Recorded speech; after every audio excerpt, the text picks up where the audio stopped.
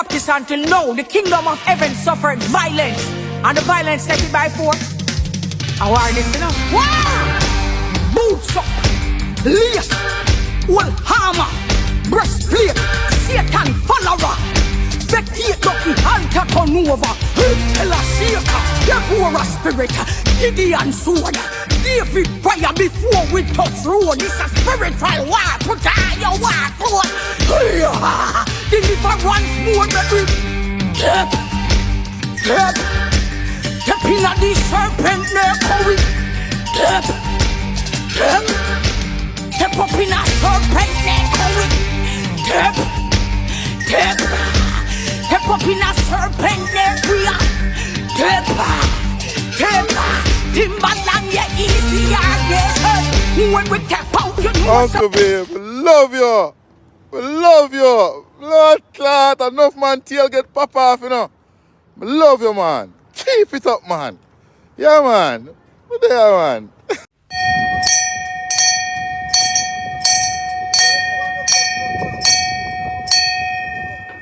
Shut up, now, man.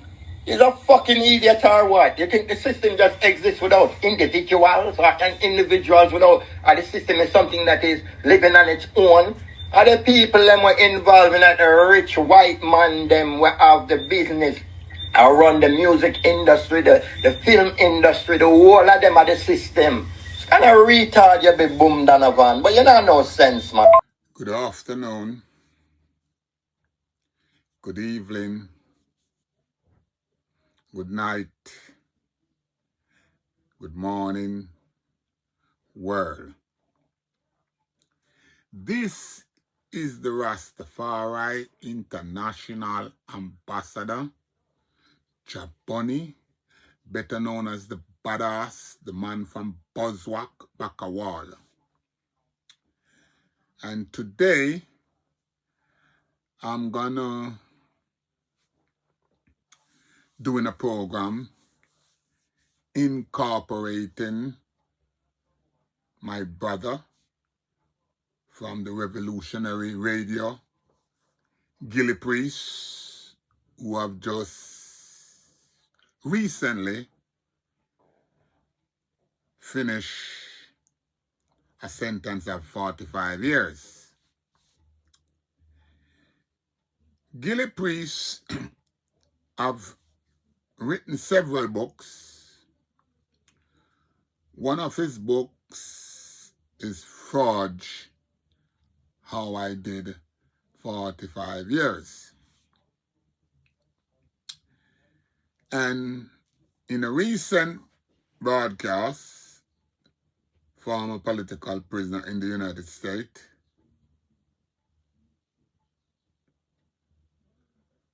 Gilly Priest set out his stand as a political prisoner.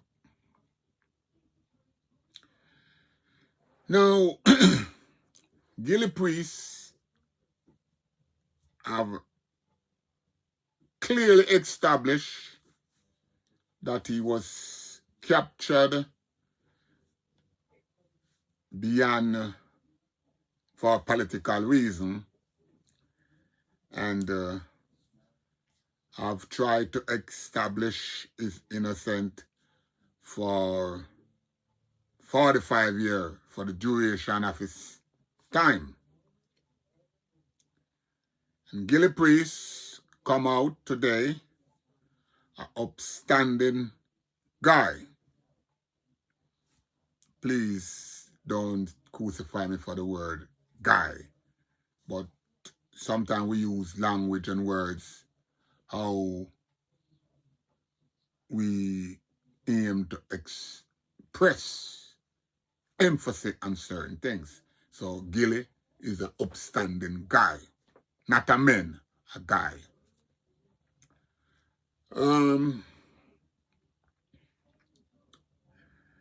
I have listened to Gilly Priest, and I have known Gilly Priest for approximately, I would say, over 45 years. Now, the difference between me and Gilly Priest, but let's talk about what me and Gilly Priest have in common. Both me, myself, and Gilly Priest was Rastafari, young Rastafari vanguards. I personally, JahBunny, was affiliated with politics. In that, the elders that trod Sam Brown, Centre Fox, Historian, Isterani, Jalide, all those elders was political thinker. So as such, I grew up into dealing with political affairs, whether it is the JLP or the PMP. But I've always involved in politics. So, as a Rasta, I've always made that clear that I personally grew up dealing with politics. So now, I have established that I have been participating in politics from the mid-60s.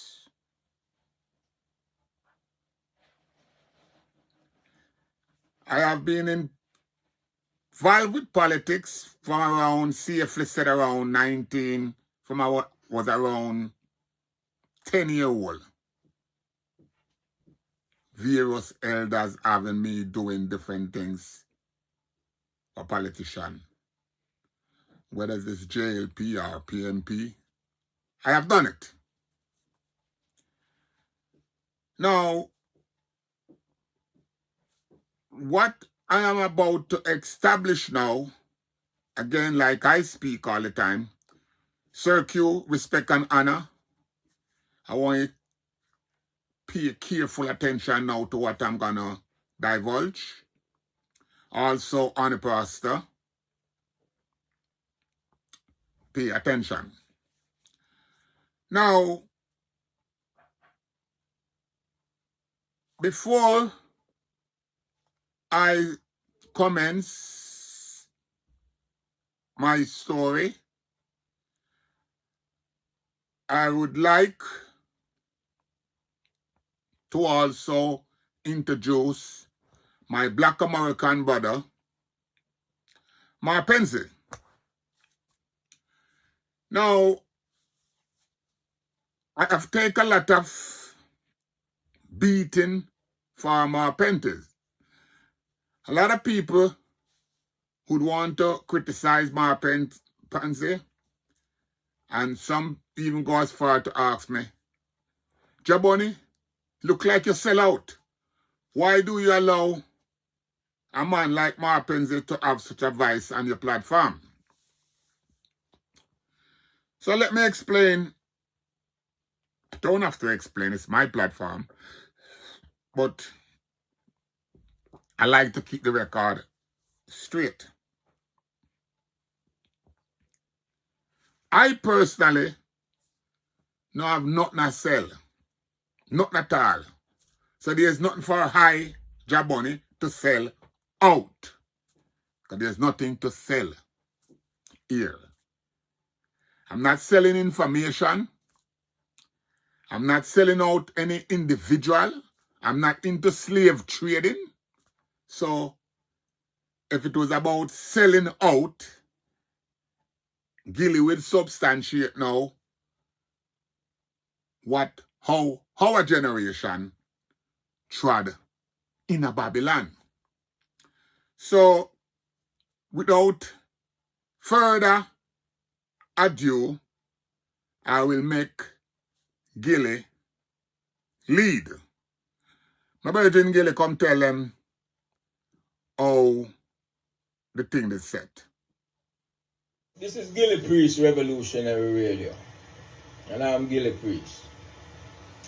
I was contacted recently by some of my listeners and subscribers and asked how comes I was missing action for such a long period of time.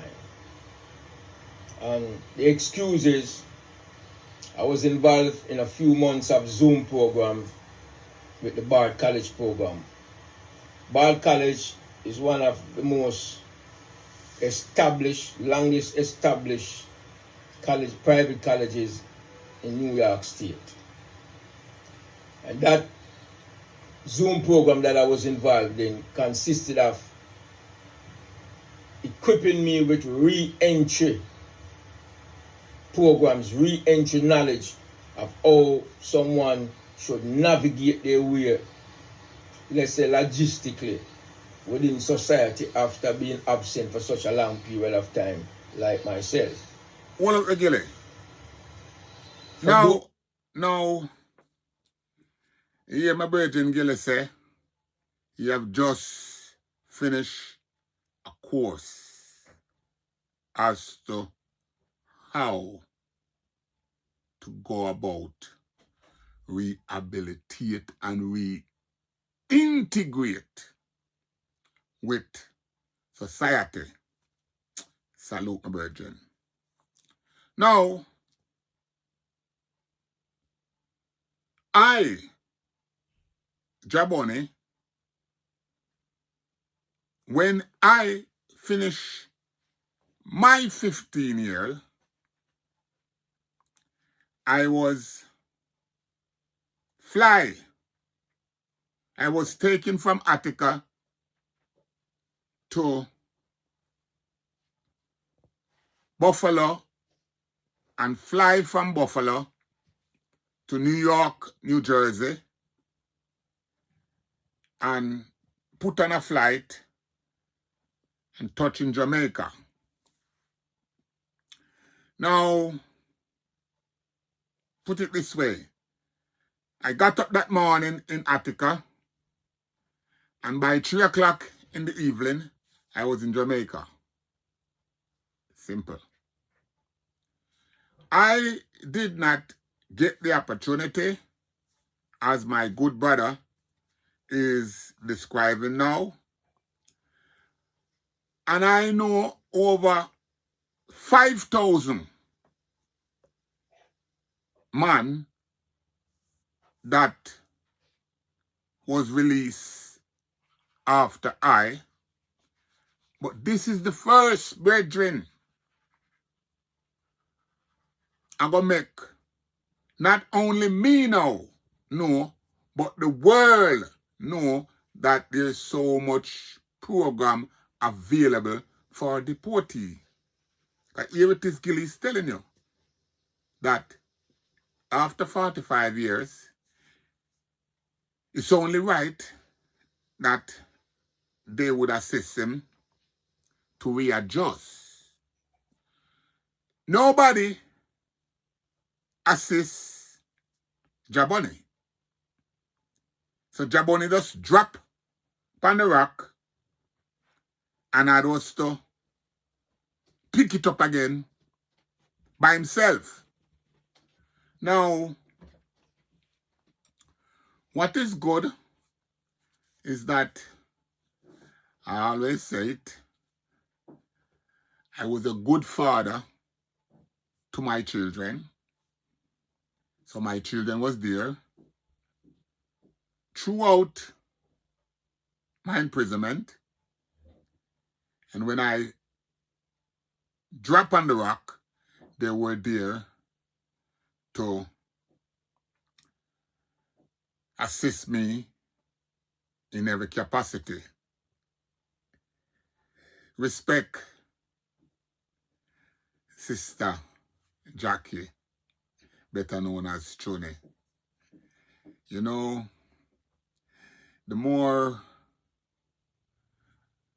we grow, the more more we learn, the more we appreciate the things that we take for granted. Because here it is, I just, after 15 years, I just drop a Jamaica and pick up myself, dust off myself. You know? And here am I today now, telling the story. But Gilly, oh, I hear some more how that did work. I've never been incarcerated for any lengthy period of time. You may be unfamiliar with the challenges that one faces upon re-entering society. How to do simple things like doing an interview for a job, accessing applications, renting apartments to those who need to rent somewhere to live, and so on and so forth. So the Zoom program I was involved in was to equip me with certain re-entry knowledge, which, though the Zoom program is geared towards students returning to society in the United States, I still agree to participate in it to get whatever derivative knowledge I may be able to apply in Jamaica, like for example, how to establish credit, how to establish a bank account, how to obtain identification, so on and so forth. But today, and over extended period of time, my desire was to do a program that deals with, that disseminate the information that surrounded my imprisonment for such a long period of time in the United States. And that knowledge that I'm going to disseminate to you, my listeners, was a knowledge that was published in my autobiography, Forged by Time. But I know that a lot of people will not be able to purchase this book, whether for economic reason or whatever other reason may prevent them from doing it. So my intention today is to impart with you in a summary fashion what led to my imprisonment. In 1979, either at the bottom of 1978 or the top of 1979, I returned to the United States. I've been traveling back and forth to the United States since I was a child, very young child. At that time, initially, I was going to school in Jamaica, and I used to vacation in the United States with my parents. When I went for an extended stay in the United States was while I was attending Marpenze High School, that's out here in the parish of St. Thomas. I began attending Marpenze High School, let's say somewhere around 1976, I believe. No, 1974. I think my last class I attended at Marpenze High School was about 76.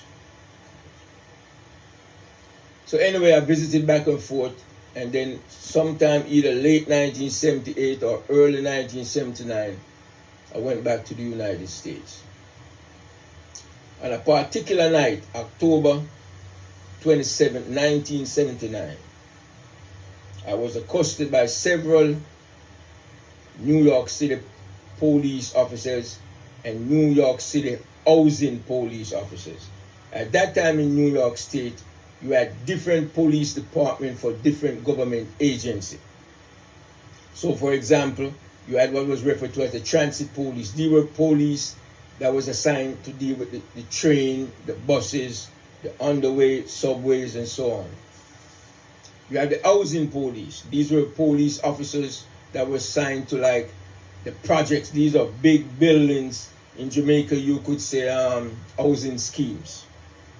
They were assigned to these housing schemes to prevent crimes from occurring in these buildings. So that's the New York City Housing Police Department.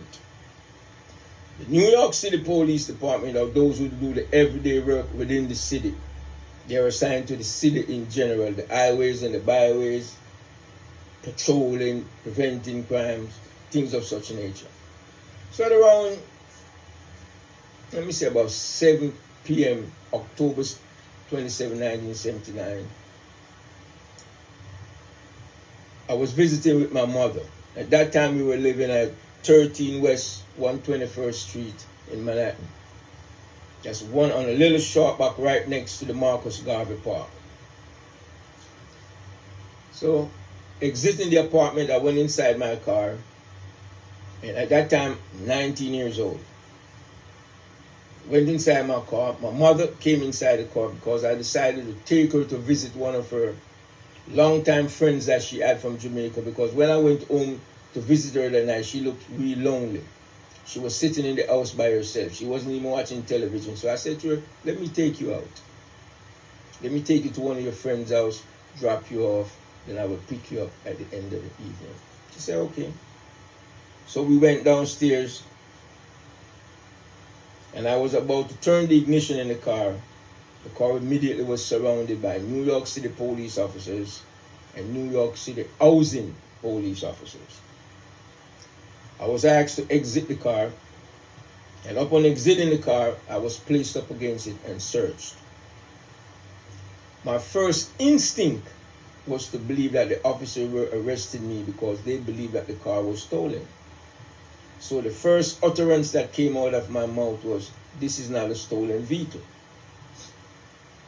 The officer says, do you have a weapon? I said, no, officer, I do not have a weapon. Officer, what is your name? I said, my name is Michael Aaron, which is my true birth name. The officers kept interrogating. They said, is not your name Michael Dunbar? I said, no, my name is not Michael Dunbar. I'm going to repeat. My name is Michael Aaron. My mother was then removed from the car, and the officer told my mother that I was not being arrested, but I was being detained for further questioning. And I was to be taken to the 25th precinct that's located in Manhattan. Now, for those who are unfamiliar with these labeling of police station, the common reference to police station in New York State, at least, are precincts. And the precincts are identified by number. The first precinct, the second precinct, the third precinct, the 40th precinct, the 47th precinct, whichever the number of that precinct may be. So they told my mother that I was being detained and I will be taken to the 25th precinct, which is located a few blocks from where I was arrested. So my mother left and said, okay, she's going to take a taxi and visit with me at the 25th precinct. Instead of being taken to the 25th precinct, I was literally kidnapped and taken to the 47th or the 48th precinct in the county of Bronx. Now, I was arrested in Manhattan. I was taken to a separate county, which is the Bronx, and taken to, I believe, either the 47th or the 48th precinct. Again, I was interrogated as to my name. Their main concern was what was my real name. I kept insisting my name is Michael Aaron. And after a while, they kept insisting, no, that my true name was Michael Dunbar. I was interrogated at the precinct for 3 days before I was arrested by law. You see, there's a technical term that they throw around whether you're detained or you're being arrested. And even when you're detained, you cannot leave on your own free will. But those are the technical terms that they use in judicial proceeding, whether or not the person was detained or arrested. As I gained more knowledge of the arrest and the reason and circumstances of the arrest, they began questioning me about political activities in Jamaica. As the interrogation proceeded, the district attorney in our office that levels the judicial charges against a person after being arrested became part of the investigation. And the basic allegation made against me was this: that my true name was Michael Dunbar, that in conspiracy and action with another individual by the name of Aston Thompson. Now, this person, Aston Thompson, is a person that was popular known in Jamaica as Bucky Marshall. And he was seen and taken to be a member of the Spangler posses from downtown Kingston. Hold a minute there, Gilly. This is a person I never had any... Hold a minute there, Gilly. Now,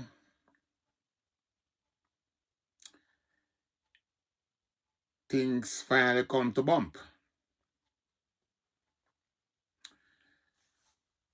Everyone have been wondering from I start my broadcast why Jamaica is so silent.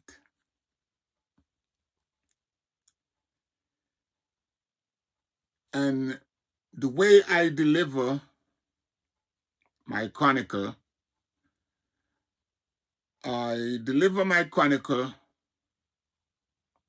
take it or leave it. It appears that JahBunny have a chip on his shoulder. And I'm going to answer you all today. Yes, I have a chip on my shoulder. And that chip will never go away. Now, here it is, Gilly. You might be wondering, and you keep us wondering, what the connection between Gilly and JahBunny? Gilly just late beard us now. In 1979, I and the famous Bucky Marshall had a serious encounter in the Blue Room.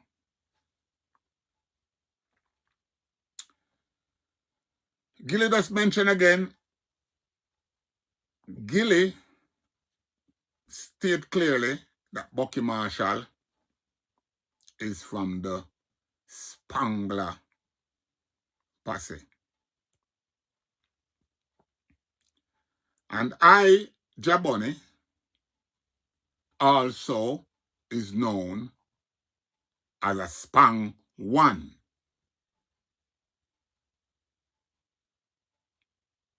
Hear that? Bucky Marshall and I, at one stage, rest on the same corner, which is Bucky Marshall is also a Park Heights from Wellington Street. Me and Bucky run together from Wellington Street, Regent Street, Rose Lane, Matches Lane. So we go up together. And we supposed to be on the same side of the fence.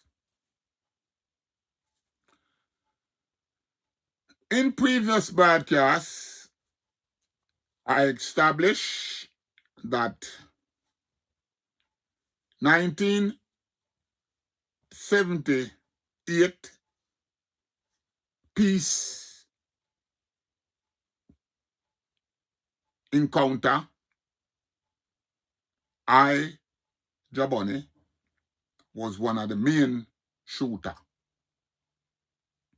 along with Powder Man and Chinkiwi from Spangler. I don't want a guy get them feelings now and talk about why JahBunny a call name, because this is the Badlands history. And everyone here I speak and no dog no bark. Because I dare a dog for bark. The reason why no dog not bark is this. I already told you, but I'm going to repeat it now. I was the one who got captured for dirting Bucky Marshall. The problem with me getting captured, everybody in the world know that it wasn't I who dirt him.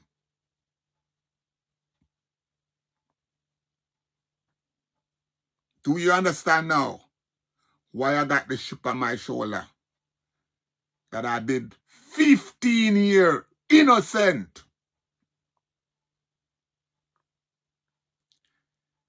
The game at the time was they claimed that the steel that they took off of me was the weapon that dirt him. See how the game play?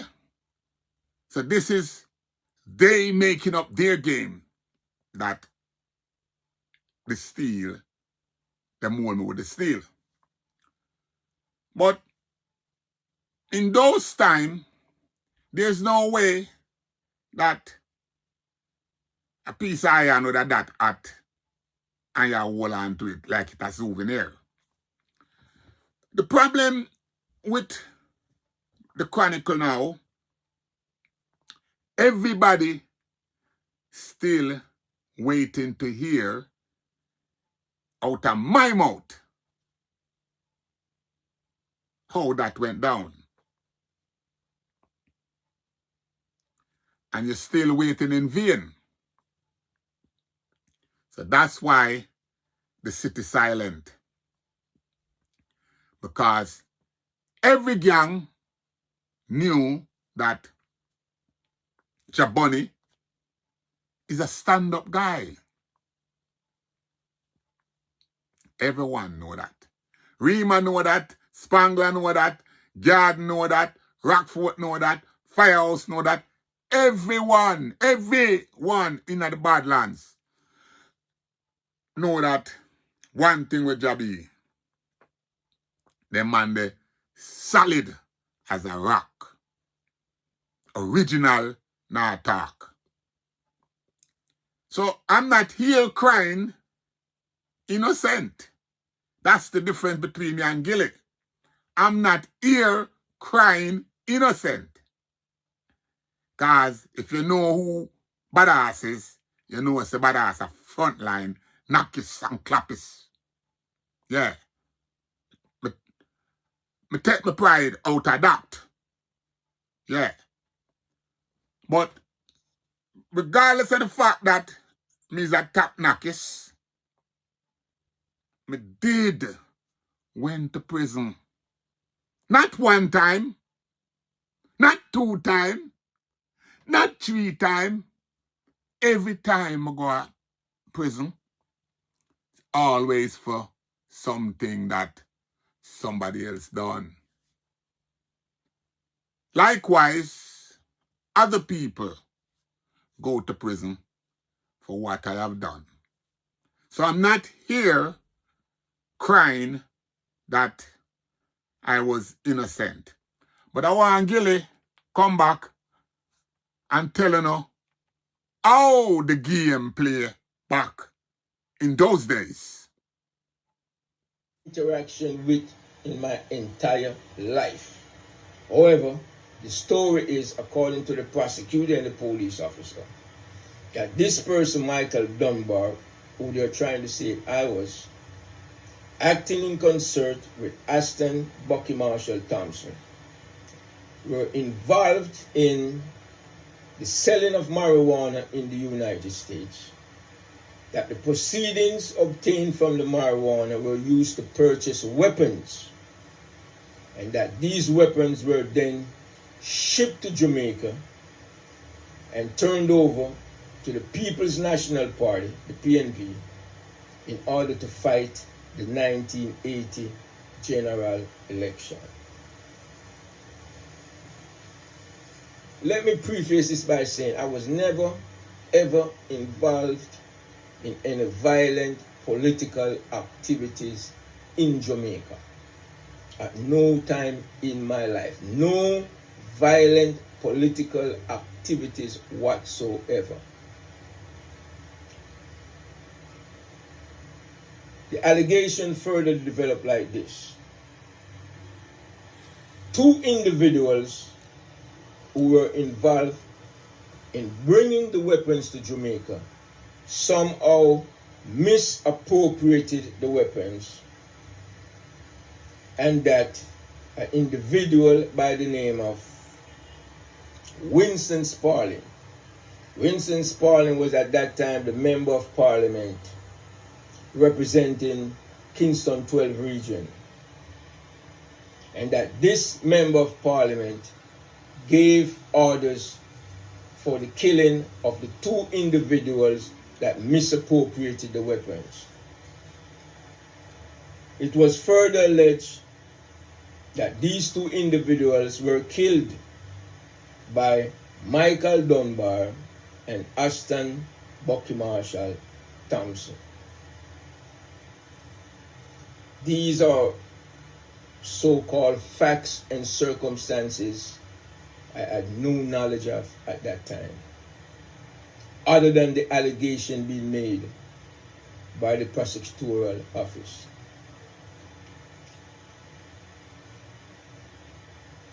There was a preliminary hearing. Preliminary hearing is basically to determine the facts and circumstances that led to the arrest, to determine whether or not the police had probable cause to arrest me for the crimes. One of the evidence, or I should say so-called evidence, presented by the prosecutorial office to establish probable cause of arrest was a police report that was documented by, I don't remember the number of the precinct from Queens. And this document verbatim basically said, Michael Dunbar, aka Gilligan, is known to be in the company of Ashton Bucky Marshall Thompson, that they live in an apartment in Queens with 20 other individuals, that Michael Dunbar is known for walking with a shotgun under his coat. His pedigree description was 6'2", light skin, dreadlocks. That he was wanted in Jamaica for killing a police officer. This is the same individual that I was misidentified as Michael Dunbar, even though I am 5 feet 10, average complexion or dark complexion, was never involved in political violence in Jamaica, was never involved in the killing of any police officer in Jamaica. But that was the person I was arrested as.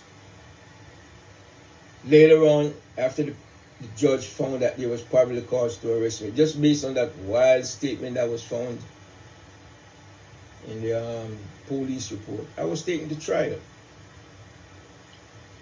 But before the trial proceeded, I was taken to see the head district attorney of the county. I was arrested in Bronx County. And you know, the head district attorney in every county, they do not try cases. They're the big dogs. They just give orders to the underling, which is known as the assistant district attorneys, to try cases. I was taken to see this guy.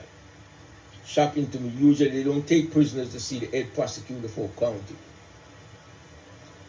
When I went to meet with, when I met with the prosecutor, there was a representative from the Federal Bureau of Investigation.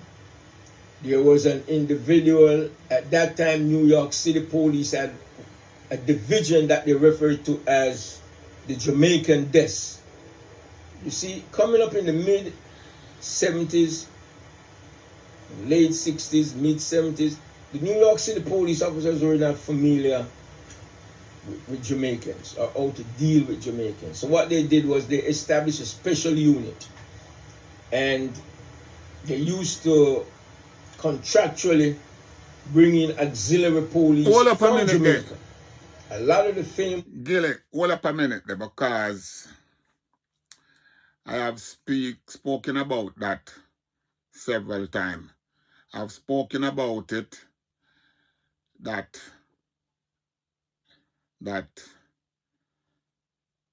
when they run in on me, they had was to set a parameter because they were very cautious as to how they approach us.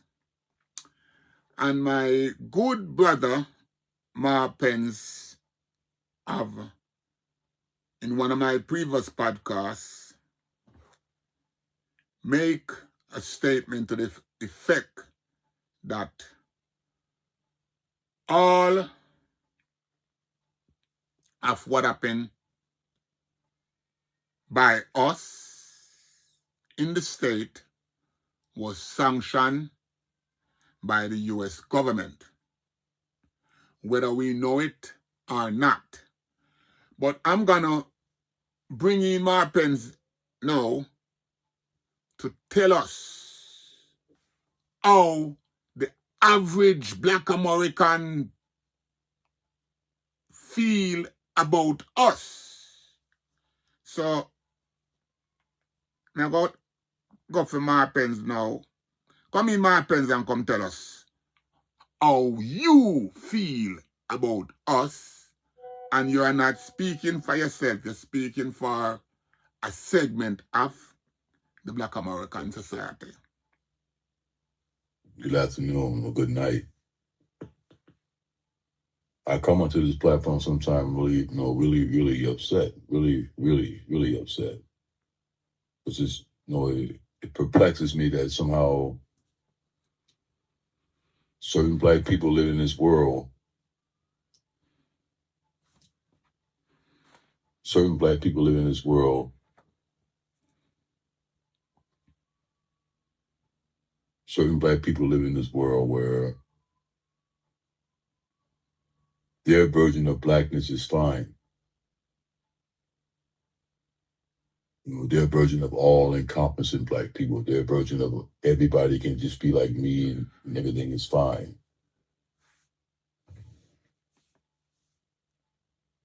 And see, because my thing with this whole God thing and this whole somehow Black people found their redemption. So now nobody's looking for justice no more, and nobody's looking for recompense. Nobody's even asking for reparations. Because somehow this wool has been pulled over people's eyes that like we overcame. I mean, maybe some of y'all have overcame. Maybe some people outside of America in their mind, maybe they have overcame. It sicks me to my fucking stomach.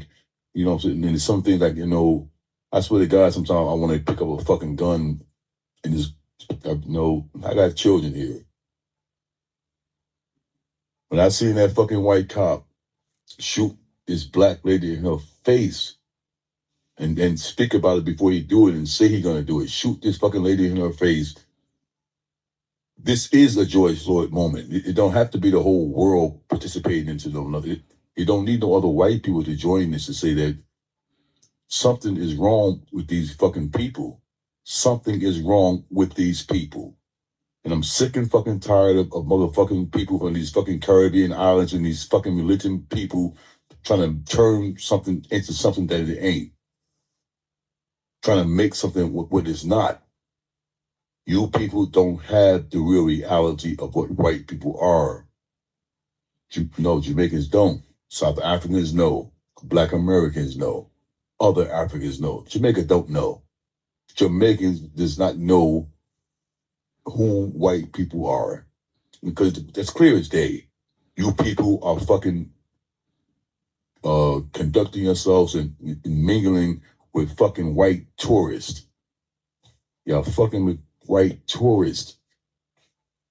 The same motherfucking people who wanna kill black people over here come down there and smile in your face, and y'all treat them as if somebody just loves some fucking Jamaica, loves this fucking country of wood and water that was stolen from Indians, that was stolen.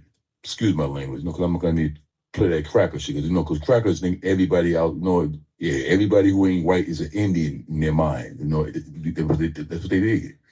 The whole world was Indian. It was white or either Indian. So I'm not gonna even use that word. The indigenous people of that land, Jamaica, was not no fucking African slave. So before you try to grab onto this fucking fake, false fucking history, and what you see the news media every single day, these people have a fucking hatred for black Americans that Jamaicans, Rastas, and some of you fucking people from Africa do not understand. It's simple as you got some naive, closed-minded, man, you got naive and closed-minded because they don't see the real evils of white people. Because I haven't experienced white people as a whole, never in your whole existence. Not in this last 19th, 20th, or 21st century. I haven't experienced this stuff the way Black Americans, the way South Africans, the way Palestinians have experienced this shit from white people. You people are white people greeters and tourists and lovers.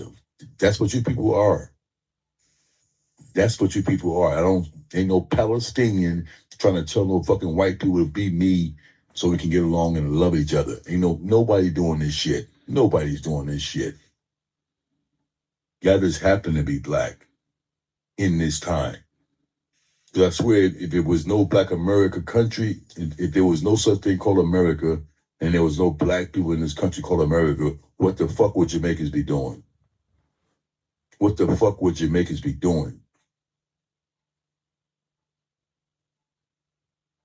Living off of this fucking vibe and acting like this thing is normal. Acting like this fucking thing is normal. Like it is not normal.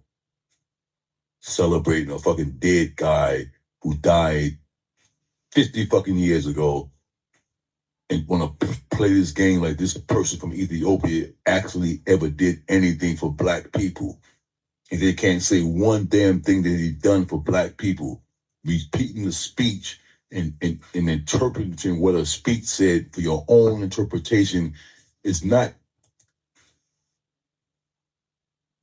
None of you people can't tell me 10 things or 3 things that Haile Selassie I, King of Ethiopia, done specifically for Black Americans or Black Jamaicans. What?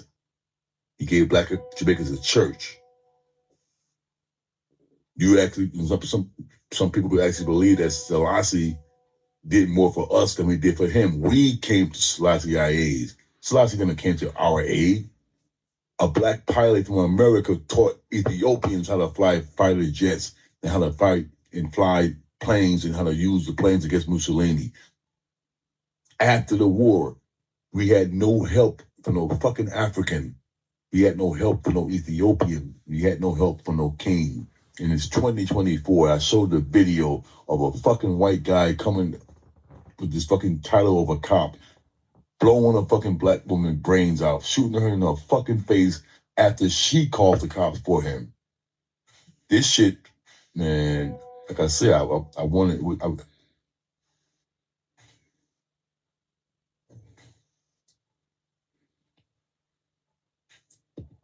blow these motherfucking brains out. I swear to fucking God I do, man. This stuff don't.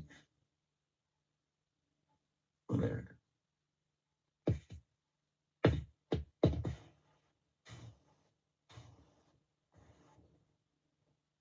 I don't want to hear about no fucking land of no fucking wood and water. I don't want to hear about how beautiful Jamaica is. Yeah, it is. America was beautiful. This is not your fucking land. That was never your fucking land. Now, people talk about indigenous. You people have forgotten how you got to Jamaica.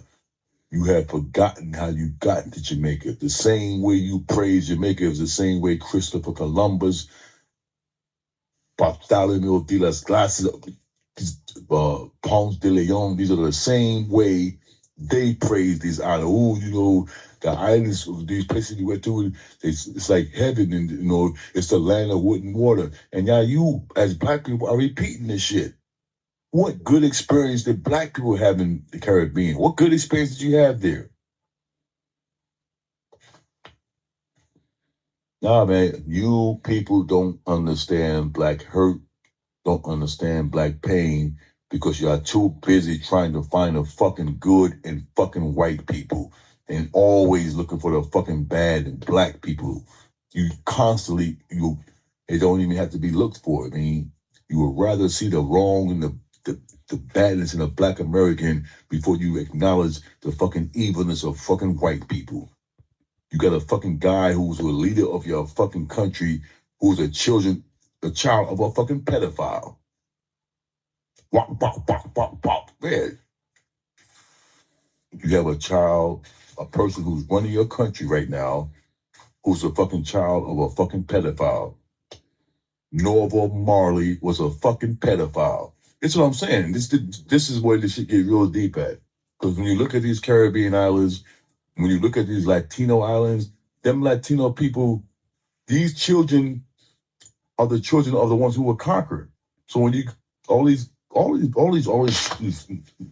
is really mean. Yeah, the majority of these Spanish fucking speaking islands, the majority of these Spanish speaking countries, these are the children of child molesters and rapists and murderers. This is that generation. And you get a guy like a Bob Marley will come out of his mouth and say, yeah, my father had 3 sons and Noah had 3 sons, Ham, Shem, and Japheth. When you hear the whole story of Noah was a fucking guy I don't believe in them fake characters, but I'm saying if you choose to live your life behind these characters, so this is the story you're going on. So this is the story who he was. A fucking pedophile, a fucking dude who fucked his own daughters, a fucking dude who was a fucking drunk. This is the kind of people that this thing called God saves. This thing called God saves people like that. This thing called God. This is what y'all all going on. This is what the fuck y'all all going off of. This thing called God that fucking the people, the worst people in the world somehow in this thing called God did the same thing. The same people this thing called God created, even though this thing called God creates good and evil, somehow this thing called God just decides to save all the fucked up people. This thing called God has somehow a heart for the fucked up people, for the people who just get drunk and the people who just have all kind of sexual perversion shit. This thing called God loves them more than the normal innocent child. And you motherfuckers base your religion and base your fucking foundation off of that shit. And then you turning this shit off. You turning these fucking perverts and pedophiles into black characters somehow makes you think that this thing is normal. Because all we got to do is say there's a black Jesus or there was a black Lord. So what they did don't count no more because now it was black skin involved. You people are out of your fucking minds. Out of your fucking minds, living in fucking fantasy fucking land. Living in fucking fantasy land. You all love white people too much. It's all it boils fucking down. So y'all love white people too much. And if you actually think that how can you think you're gonna convert some black people into believing what the fuck you believe in? Why ain't none of them white people who put y'all on the map believing that shit y'all believe in yet? Why ain't Chris Blackwell got no fucking locks going touching to the ground? Why ain't none of these fucking white reggae producers or any of these people that these black motherfuckers hook up with, why ain't none of them living the lifestyle y'all live? They don't believe in that shit y'all believe in. You haven't convinced nobody. You ain't fooling no goddamn body. Not fooling nobody. Why? Because if your thing was that strong, why ain't nobody who's had direct contact with all these so-called prophets and priests and fucking messengers, why ain't none of them changed their life? Why ain't Chris Blackwell changed his life? Why he ain't a fucking Christian or a Rasta by this point? So you think he believes in Bob Marley and all this sort of crazy? You think that these crackers believe in that shit like that? Is that what they really believe? Muda Baruka hooking up on Angelina Jolie. How the fuck does Muda Baruka even know Angelina Jolie? This is what I'm saying. This crazy shit Because now he's a professional black protester. He's a professional black fucking rebel now. Now he's a professional black rebel. The fuck out of here. And JahBunny said some shit. Because y'all, man, because he, as a Jamaican himself, I mean, as a fucking full-grown man, as a real man, he can, and got some of the worst black people in the fucking Western Hemisphere. Got some of the most sellout, worst fucking, got the worst black people in the fucking Black Hemisphere. As far as coming to other black people, y'all will eat each other and kill each other, blow your mama brains out for some fucking money. Y'all are horrible. Some fucking horrible people. You don't see no other people in the Western Hemisphere doing what the fuck Jamaicans do. No St. Kitts, no fucking Canadian, no Aruban, no Barbadian. There's nobody with no fucking loud ass mouth doing what the fuck Jamaicans do. An empty barrel makes a lot of fucking noise. An empty barrel makes a lot of fucking noise. And y'all the only motherfuckers making all this fucking noise for nothing. Trying to be the fucking loudest mouth in the fucking black world. And the biggest goddamn sellouts and the biggest fucking coons and the biggest fucking traitors of the fucking black fucking world.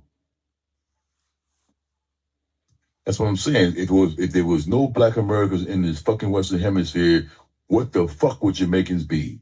They would have nothing to go against. They would have nothing to coon for. They would have nothing to fucking try to play up that I'm better than up. Sickening shit. Y'all suffering, y'all poor as fucking hell, and all that can think about doing is fucking partying and fucking making music. Out of your fucking minds. Out of your fucking, get the poorest, very poorest fucking country in the Caribbean. I mean, but also with the loudest mouth in the whole Caribbean. Know every goddamn thing. Know every goddamn thing. That's what I'm saying, man. And y'all want to get JahBunny some fucking talk right because that's he let me say too much. Motherfucker, if I don't say it, you think it ain't out there in the world? You think if I don't say what I'm saying out my mouth, that with reality and in the thoughts that's not in the world, you're out of your fucking mind. I don't want to hear this shit. But it still don't change nothing. You people are the softest motherfuckers that the fucking black person people have in the fucking Western world. The biggest sellouts we ever fucking had. They're the biggest fucking sellouts that black people in the Western world ever had. Yeah, Jamaicans. Not no Rubans, not no Trinidadians. And you need to check yourself fucking for real. You need to check your fucking self for real. Out of this fucking world. You gotta live in a fucking country run by fucking white folk who say you're gonna go around the world and tell other black people how to fucking be black. How the fuck you got white prime ministers, but you out in the world telling other countries how to fucking be black. Do it your fucking self first. Do it yourself first. Yes, Marpenze. The man with that talk, why me make so much talk for my thing? But you see, all when you sell the coin, Marpenze, I when I want to tell them nasty, dirty piece of filth, we are come talk about them a Rasta and I talk about them a leader and I. Lead us where? Where? 95%. The majority of Jamaica down there dead for hungry. And you have some little fool that talk about unity. Unity with who? When a white. Which power not go preach unity? Europe. Look, the other day, Bojo sell out him show. Who him sell it out to? White people. All I'm sure, in 50 show coming up, sell out to white people. And I can't say is the Bob Marley hole them a pull over on an eye again. Yeah? But, like I say, what Marpenze said just now, I concur with him. Marpenze said the only set of black people we really know white people is Black American and South African because they live under a certain type of apartheid. You think a South Africa alone apartheid did exist? Them call it a different name in America. Jim Crowism. Now, I had also to make Marpenze have him say because Gilly have a different say. So, I get it triple dose today. Yeah, coming forward, Gilly. Gilly come tell them again about themselves too. Those officers from Jamaica at that era used Listen to that. come to New York City Listen that. and assist the New York City police in arresting, framing, apprehending, presenting evidence at trial against the Jamaican people. Stop, Gilly. You hear what the man say? You hear what the man say? Back in the days, the US never know how to deal with us. Them couldn't even talk to us because them couldn't understand what the fuck we're saying. And them send God Jamaica and bring Jamaican. Up until today, that's still a go on. I vex so them can't get out by the ass. Yeah, because I stick up the whole of them. I stick up America, I stick up Britain, I stick up blood clot Africa, I stick up Jamaica. No. Can't touch me. Simple. Because badass learn to play the game. Yeah, you can't say nobody now to come interpret because badass attack for him language. Me not talk nobody else language. I me not put him out of ground. I me not take back no talk. You hear the man say look while? Them send. Me show you something. We carry our chip on our shoulder different, cause look, but I also take it easy. But me still care about the youth them. Me no want a youth. That's the whole point. I'm Sir Q. Me don't want no other youth. If them get misled, them can't say Gilly, badass, Marpenze, never tell them. That's all we are do. Nobody not would listen to it. I follow what we are say, because we not look for lead nobody, but at least we are impart the knowledge. Me gonna hear how nasty this game is. Come again, Gilly. This representative of the Jamaican desk was also at the meeting. The district attorney, the individual is assistant district attorney. As a matter of fact, Gilly, as a matter of fact, you know this already, because I don't tell you about this. I'm telling all the while this. I mean, I want to call certain minister name and them thing that Jamaica right now, you know. But when me get arrested, and when them carry me go central booking, there was over 100 Jamaican top gangster in a central bookings. I tell them, say, yeah man, about ass that. Them boy there, and the JLP, them tell them how much, the JLP tell them how much JLP me kill. Me dust. While the Spangler tell them, say, I'm afraid of them. While Rima tell them the same thing. Jamaican, I do that to I. There was no American in there. There was no American in central bookings. But I swore everything where them say me do, me hold it, you know. Me hold it to the point that after a while, me start believe it. Yeah, man. Me hold it till after a while, me start believe it myself. The man them tell so much things, lie upon me, that one time me tell you, say, Rockers Island was a notorious place. And the average man, if you get all at Brooklyn, then you just want, there at Brooklyn so your girl can take one bus come see you down Atlantic Avenue. And if you get all at Queens, you want there, I think at Maverick Boulevard, you want there so your girl can take one bus come see you too. And if you get all at Bronx, and then you want there. So no guy never really want come to Rockers Island.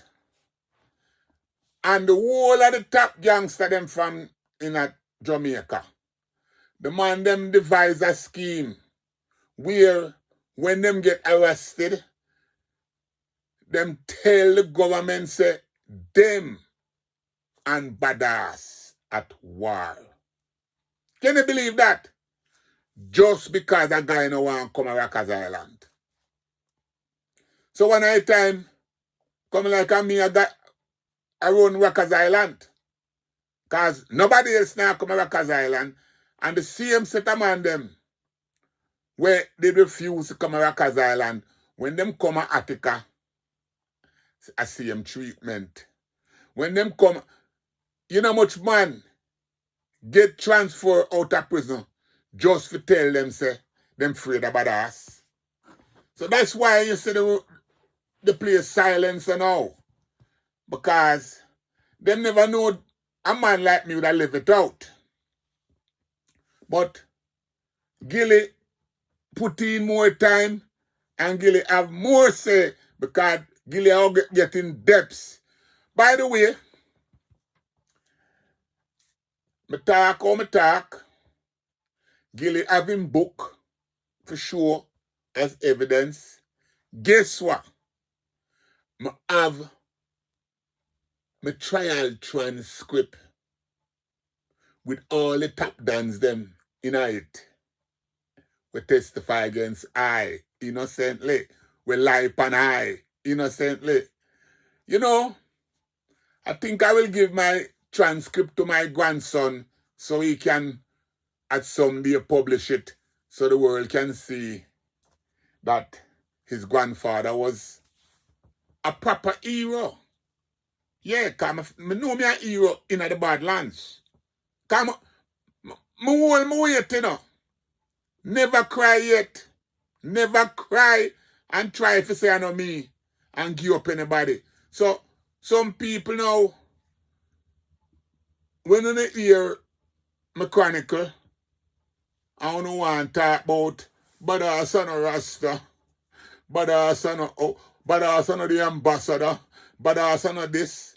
Then, for you, I don't know you.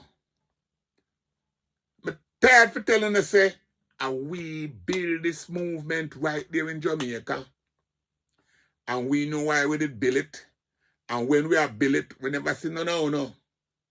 You understand? So, uno saying, I am not this, and I am not that, and I am not that.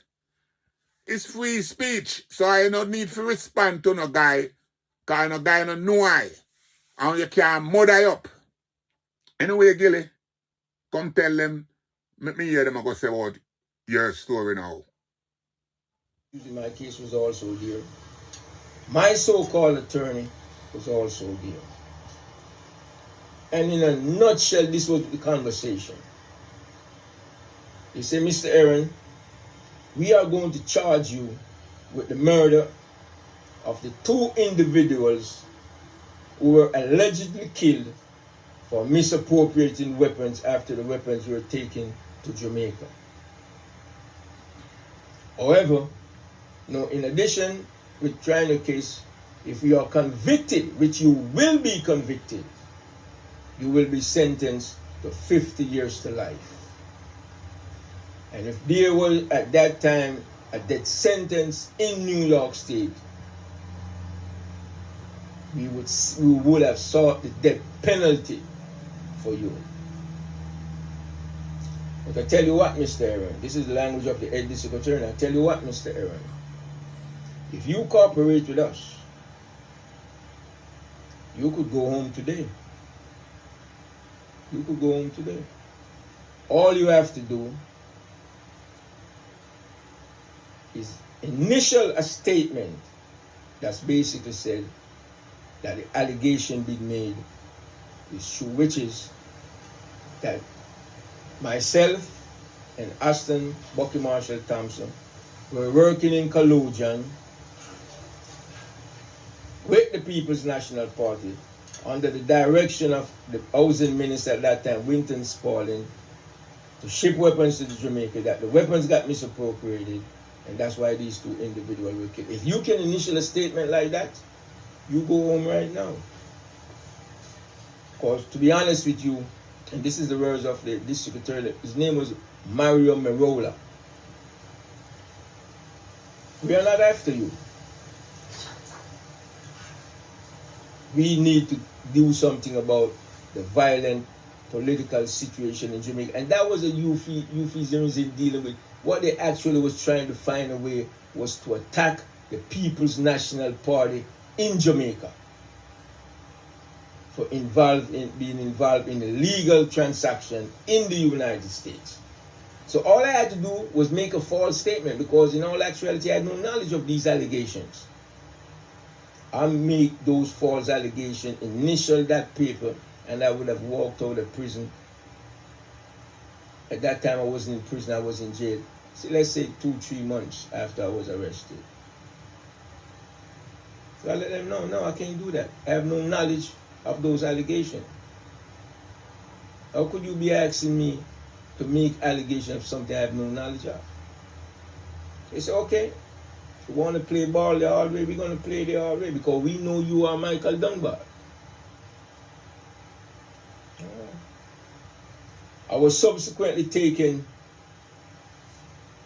to one trial. Remember now, I'm charged with 2 counts of murder, 2 separate counts of murder that occurred on 2 separate days according to their allegation.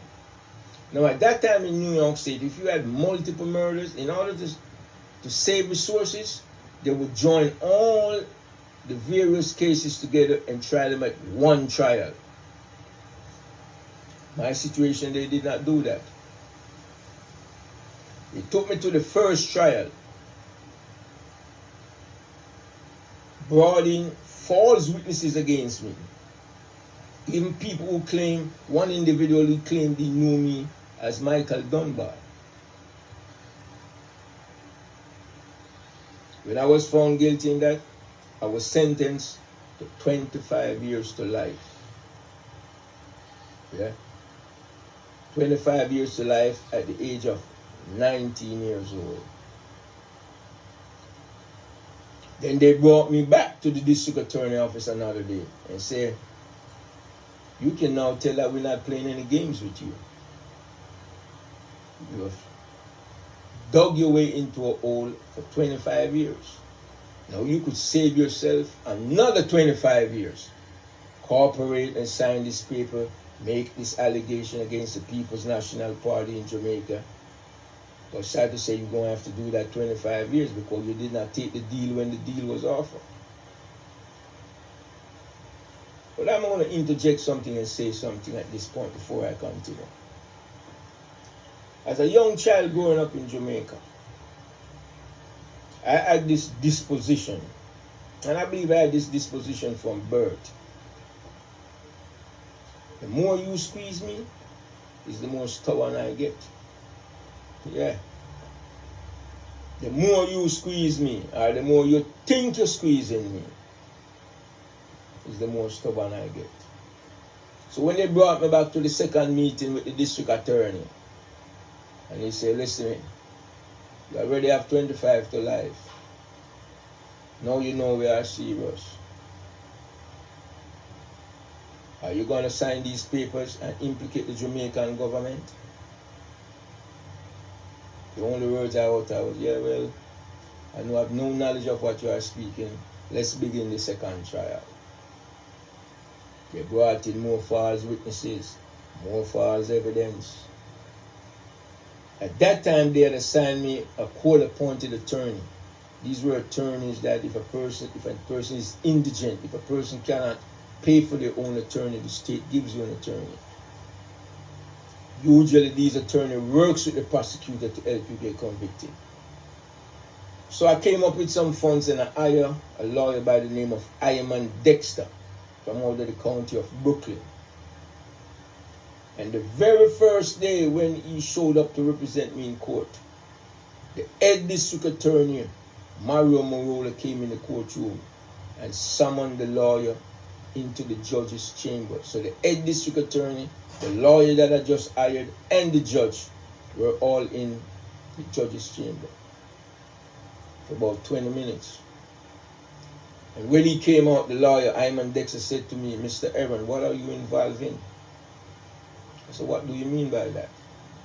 He said, the district attorney, Mario Morola, just told him that he better get out of his county right now, or else. The lawyer packed up his paper in the courtroom and stepped out and walked out and never seen him another day in my life. And then the very same attorney who they had assigned to me, who was working with the district attorney office to imprison me, was reimposed on the case. I was taken to the second trial and was given 20 to life. And then I was given 0 to 50. I'm just going to make the conversation a little more easy. I was given 15 more years for a weapon, and I was given a total of 60 years to life for 2 counts of murder I had no knowledge of at 19 years old, based solely upon the fact that I would not make false allegations against the Jamaican government, specifically the People's National Party, because at that time the 1980 election was coming to a bump. At that time when I got arrested, you know who was in the cells with me, waiting to go see the judge? Curly Locks from Rima was in that cell. The guy that they used to call Tom Sayers, he has another name, I can't remember his other. Yes, Gilly. Tom Sawyer other name is Waxy. So if I'm here today, I have to tell you, Waxy is Tom Sawyer, brother, little brother. Right now. Tom Sayers, basking from Tivoli Garden, was in the cell. Again. That was when they had raided the apartment. Again, that's one of my sparring little brother again. Sock. That's Sock. Basking name is Dacus. That's Sock, little brother. Me and all them cats there. Little brother. Brother, little brother, which is same gold teeth. Wax the big brother. Put him a gold teeth for me. Baskin and my sparring P, Sock, bigger brother, and Nevada, bigger brother. Right? You never call little Tony, Vivian brother. Vivian Blake brother was in jail. Cause you see, when you attack Gilly, all of us got scrape up. Every one of us. You see, America is a place. England is a place. Canada is a place where if them want, they can target all rude boy. That's the next thing you have to know. Because when they scoop us up, is Bongo. I'm not saying now that Bongo make them scoop us up. But Bongo had done something at the time where it scared the fuck out of New York system what Bongo did. And what he did on the Eastern Parkway. All of us was on the Parkway when Bongo did that.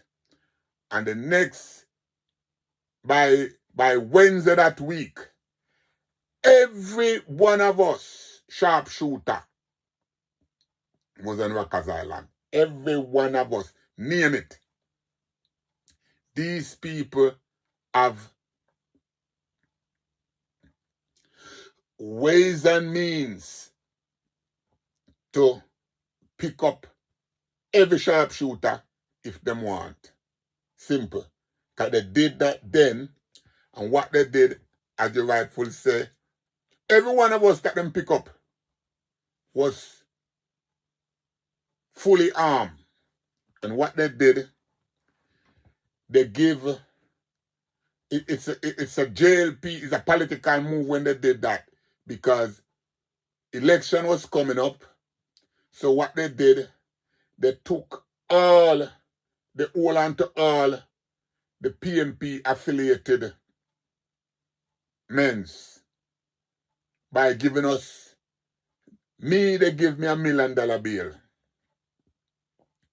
And they give the JLP man them dollar bill. So every man walk again and go on the street. This is how they were able to form the shower posse, because when they hold us, some man play ball game, some man play hard ball. But us play hard ball all the way. And as you can hear, Gilly play hard ball. So that's why we face the whistle. York State, one of the Vivian apartment, and about 30 people got arrested. All these individuals, that was when you get arrested, you are facing they all went to see the judge and was given $1 bill so that immigration could pick them up. When I went to see the judge, I was given a bill of $50,000 US. At that time, $50,000 US sounded like $50 million US. So I was convicted.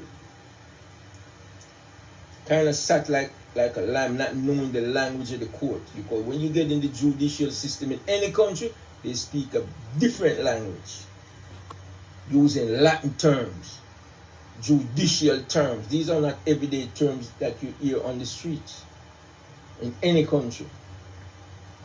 So you just sit there and hope that the lawyer interprets. If you ask a question, what does something means? Anyway, 60 years. I fought my case on appeal, and I was able to get the sentence adjusted by getting rid of 15 years. So when I got convicted and given 60 years in prison in New York State, I got convicted as an individual by the name of Michael Dunbar, who in association with Aston Bucky Marshall Thompson carried out the killings of 2 individuals based upon the instruction of the Jamaican government at the time, because they allegedly misappropriated weapons that were supposed to be issued to one political party, and the weapon was allegedly given to, sometimes they say the weapon was given to the opposition party, sometimes they say the weapon was given to police officers. I don't know which, they never made up their mind what the allegation was in terms of who the weapon was given to. Then I was on my own and started to fight my case. Over the years, a total of 4, with the exception of the police officers that testified against me, 4 individuals testified against me falsely. 3 Jamaicans and 1 Puerto Rican. And over the years, all 3 Jamaicans notified the court that during the trial proceeding they lied on me, that they misidentified me, and they would like to be given the opportunity, there's a legal term, recant their statement, which basically means they were asking the court for the opportunity to re-enter the courthouse and to tell the truth this time. All of those 3 statements that were signed and notarized. In Jamaica, you would say notarized by the Justice of the Peace. In the United States, you say by the Notary Public.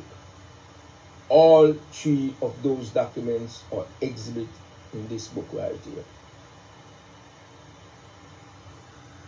Yes, Gilly. After my conviction. Yes, Gilly. We're going to make Marpenze come in and tell us some more and feelings. Come again, Marpenze. Like I'm saying, I sent that video of Sonia Massey. So now, you know what I'm saying? Now, black Jamaicans, they'll jump on this thing when you see other white Europeans and other white people in Britain, other white people in America. When they protested George Floyd, that's when Jamaicans jump on board.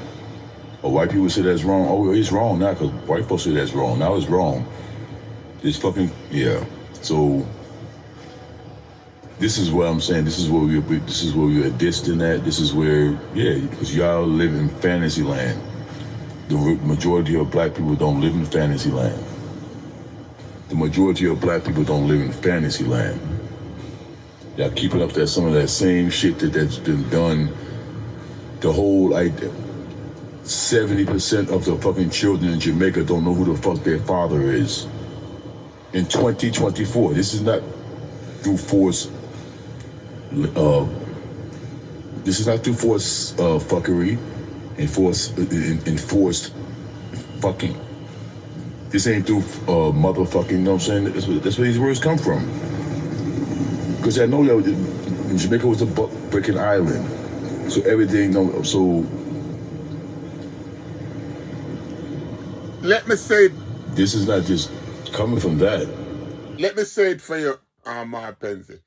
Jamaica is a place where everybody fuck everybody. Simple. Everybody fuck everybody. So there's no telling who your dad is. And you can sometimes barely make out who your mom is. Black people don't live in fantasy land. The majority of black people don't live in fantasy land. Y'all keep it up, brush. But what I'm saying, because I mean, a Rasta man don't have to.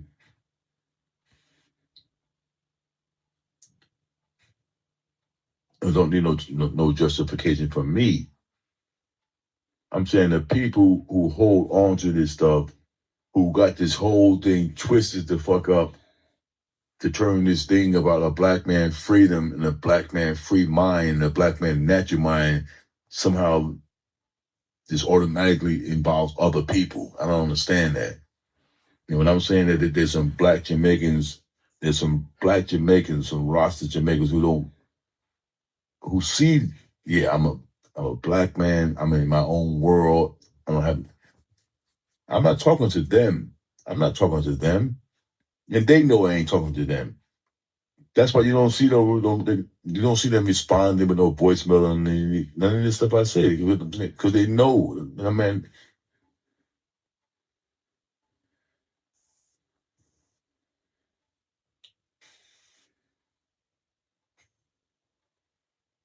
people was going too far with this stuff, man. I don't see how we can celebrate some blackness. How can we celebrate blackness and liberation for one set of black people, while the other set of black people is still going through the same fuckery and same fucked up stuff? I've never even heard a reggae song. You know what I'm saying? I've never even heard a reggae song. I've heard reggae songs talking about the free South Africa, do all that stuff. I've never heard a reggae song saying anything about free Haiti. Big up Haiti. Give thanks for Haiti. That's not how y'all. That's not a lot of people motivation.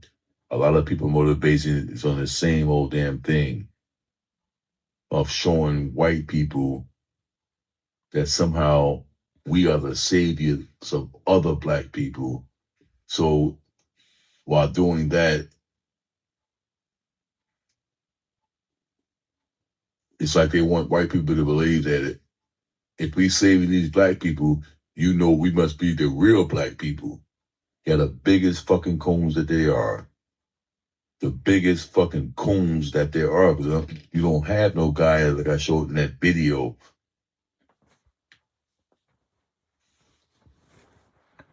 A white person walking around talking like a black American will be laughed the fuck at. Will be fucking coon. I mean, we'll be made into a joke. And we'll be told to his fucking face, why are you talking like that? Why are you trying to act? But I'm saying, but y'all might not even have that either. Y'all might not even have that distinction. I mean, because y'all so open arms to all the fucked up things that happen to y'all. Y'all don't even see that that's a part of the same fucking problem. How do you see your oppressor as yourself? How do you allow your oppressors to talk the way you talk, have the same lingo where you have it? I mean, when have you seen, I'm not saying that you don't, you might see a few white stragglers trying to talk with some hip hop or some rap talk, the majority of white people in this country, if I was to talk on this, I don't even have the best English, but I'm saying if I was to talk on the phone, you would know the difference between me and a white person. I can't say that for a Jamaican. A Jamaican could be a white person, it could be a Chinese motherfucker, it could be an Indian motherfucker, and y'all all sound the same. So there's nothing separating y'all from what the fuck y'all believe in. I mean,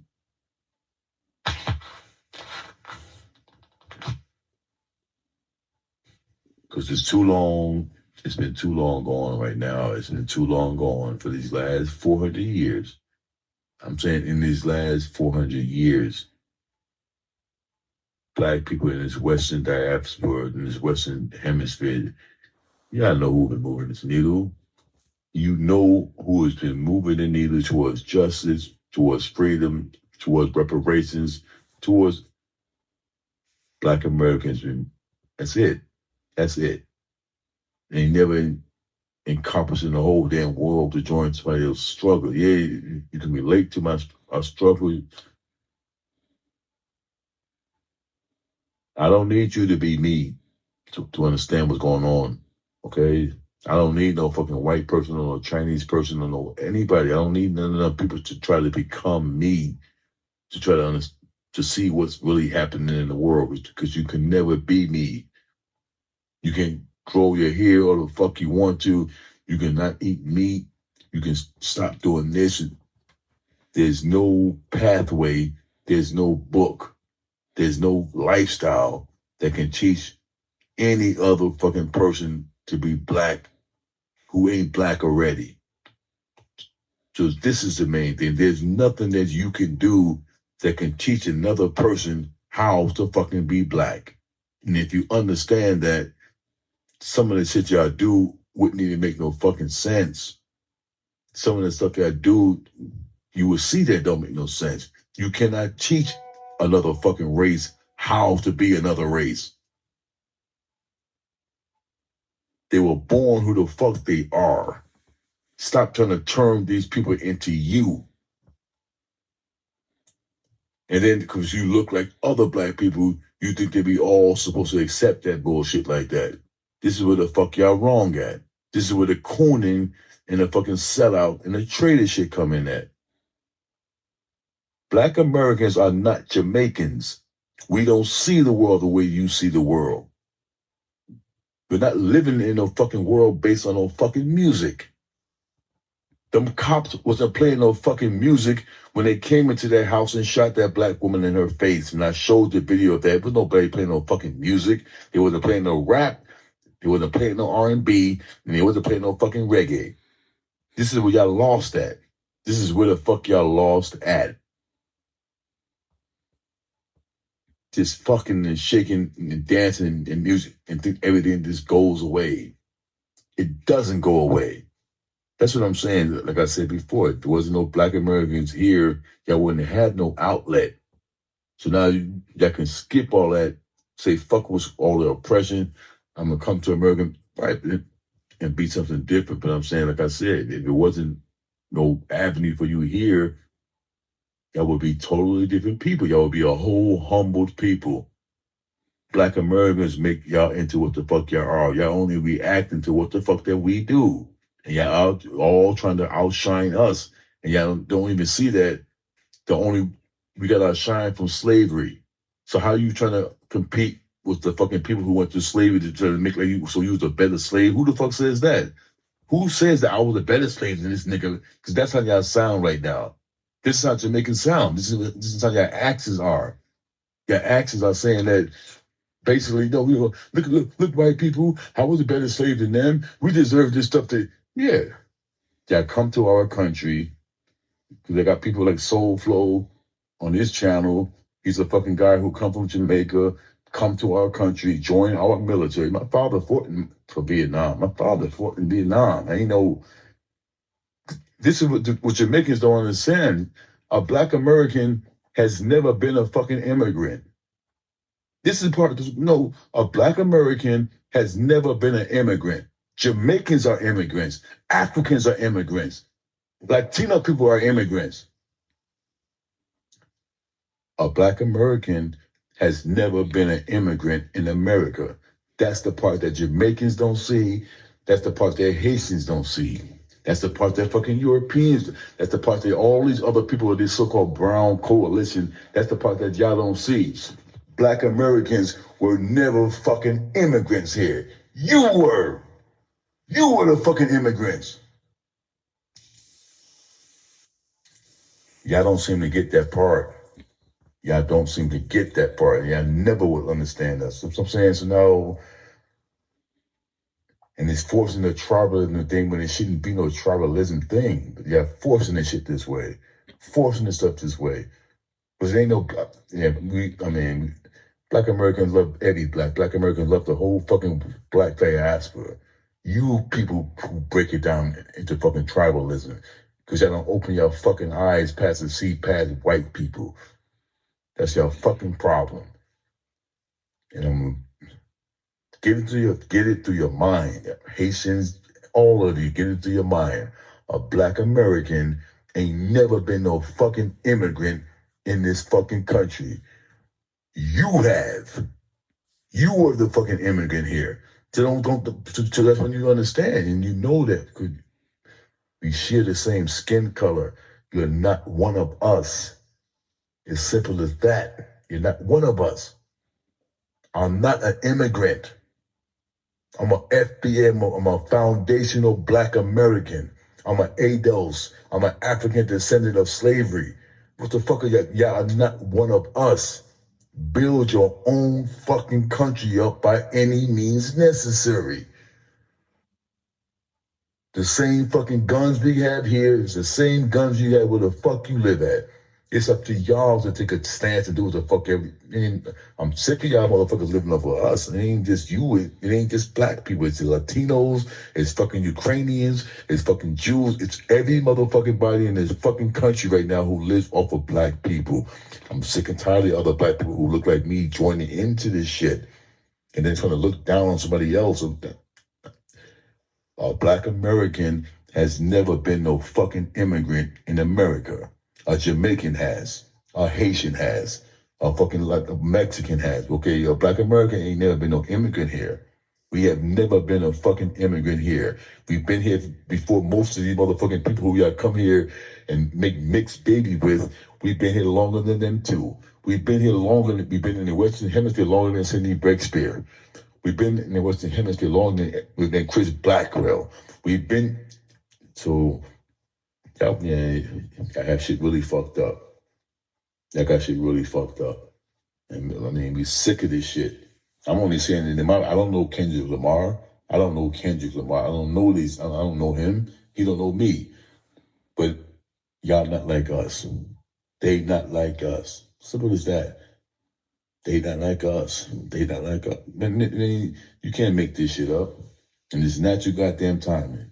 It's not your timing. All right, Gilly, come in. Political community. Because wherever I reside, I have to be involved in my community. A lot of us, when we come back to this country, under whatever circumstances we return, sometimes the unnecessary violence makes us even afraid to say good morning to somebody. Because it can be taken as an aggression. They might go and ask, what good about the morning? You know? And where me live, the aggression is 10 times higher than in the average community in a Kingston. But still, I'm not going to run from my community. I'm going to step in it. And I'm going to deal with the youth them. And I'm going to make myself available to them. And available to the community. And available to the community leaders. And what come, brethren. What come. But we all can't be afraid. We can't afraid of our own people so much. That all we do is cover down behind doors and bars. And that is not to take away from those that do that. I'm not here to take away from anyone. If that's how you feel. Because one thing with human being, you know, We do not indulge in anything that we don't have a need for. So that's why I don't really try to criticize people. Because whatever human being do, is because them feel them have a need to do it, whether good, bad, or indifferent. But me there have to say, I go involve in my community. And I go do the best me can for as long as I can. I now go run from my community. Am I going to be cautious? Of course. Prudence calls for caution. But after you be as cautious as you can, be as protective of your life as you can, then if it happens, it happens, family. If it happens, family. Me now go make fear imprison me. Fear never imprisoned me in New York. Fear never imprisoned me 45 years in a prison. Me now go turn around and make fear imprison me anywhere in Jamaica. And me say this, You see, from me come back to Jamaica. Okay? I go in the heart of jungle. I go in the heart of Rima.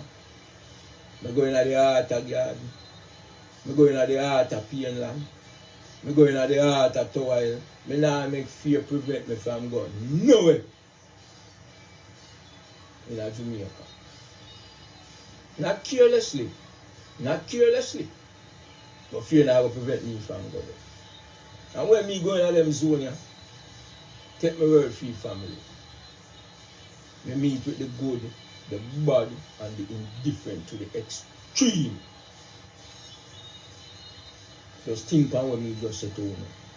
Me meet with the good, the bad, and the indifferent to the extreme pan all them through a cage and them. You can't get no more extreme with the man than when me meet.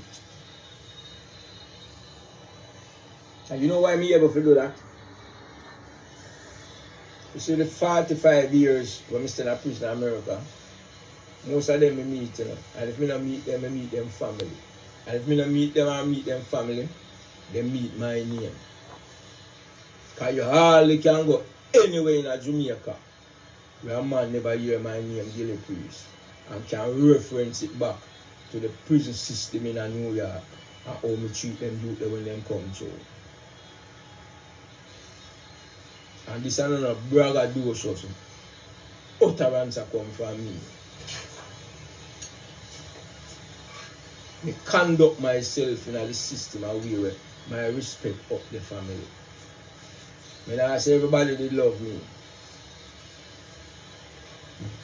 And if God Almighty can't get everybody to love him, trust me can't get everybody to love me. But when me can come back to Jamaica and can go in at the heart of the whole of them place where a man know me, it speaks to my standing within my own community. So there you have it, brethren and sisters. The facts and circumstances surround my imprisonment. And the next time I man venture out and do a presentation on Gillie Priest Revolutionary Radio, it going to be on a more relevant subject matter in terms of what is important to the people, what is important to the community. That me I go deal with. You know, so until next time, divine love and blessing to all my listeners and subscribers. And you have many more coming, man. And let me get a preface by saying this. Right now I'm in the process of trying to set up a 24/7-hour blog station. You understand? And whatever advice the brethren and sisters them can give me, I look forward to it. But when it comes to technology, I have no knowledge in it. If it wasn't for my brethren in England, JahBunny, I see. Him a guide me all them time if I walk out here when it comes to technology. Him I equip me. Him a guide my vision in it. But we need others. We need others to reach out to me and say, Priest, see some advice here. See some this here. See some that here. In terms of ideas. So, again, divine love and blessings to all my subscribers and listeners. Until next time, this is Gillie Priest of Revolutionary Radio. Thank you. Yes, and this is the runaway slave JahBunny, still standing firm with his Adrian Gillie priest. I hope the next time we will be able to go live. Both of us wish we can interact like we are in the yard with each other and pull knowledge out of each other, because one thing about JahBunny, there's so many things in man Evans, but it is very difficult, even though I am doing it, to sit in front of my camera and talk to myself. It's always nice to be talking or exchanging knowledge with someone. So I'm trying to learn quite fast and quick how to send links to selective, because I don't really want to talk to anybody. I'm not friendly like that. So until such time, keep it locked and know, say, the struggle never stop. Rastafari Adonai. Jaja bless. Put a fire on political press. One more stress on the foreign press. Light up for the cross-dresser and them Rasta transgressor. One station with them information. JahBunny the badass station. Creation station. You can't stop it, nor slap it, nor clap it. Jaja.